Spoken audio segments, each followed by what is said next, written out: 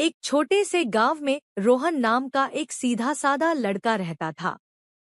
वह अपनी माँ के साथ खेतों में काम करता और पढ़ाई में भी होशियार था।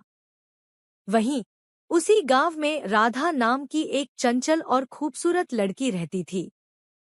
राधा का स्वभाव हंसमुख और सबकी मदद करने वाला था। गांव में हर साल एक मेले का आयोजन होता था। इस बार भी मेला लगा और रोहन अपनी माँ के साथ वहां गया। वह मेला घूम ही रहा था कि अचानक उसने राधा को देखा। राधा अपनी सहेलियों के साथ झूला झूल रही थी।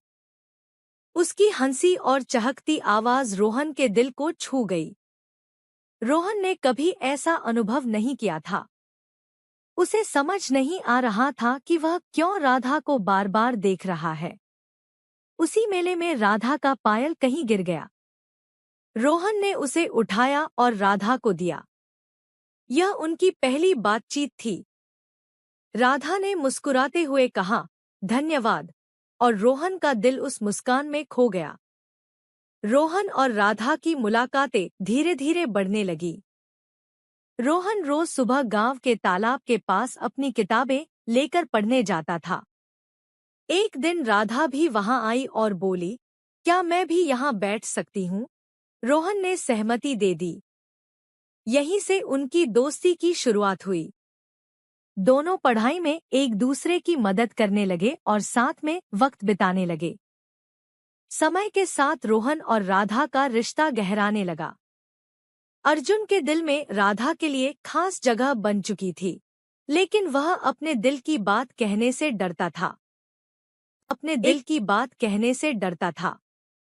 वहीं राधा भी महसूस कर रही थी कि रोहन सिर्फ उसका दोस्त नहीं है, बल्कि उससे कुछ ज्यादा है।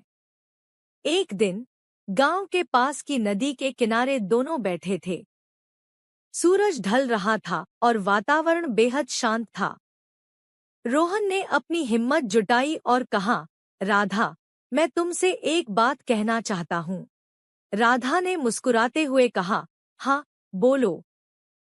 रोहन ने धीमे स्वर में कहा, मैं तुम्हें बहुत पसंद करता हूँ।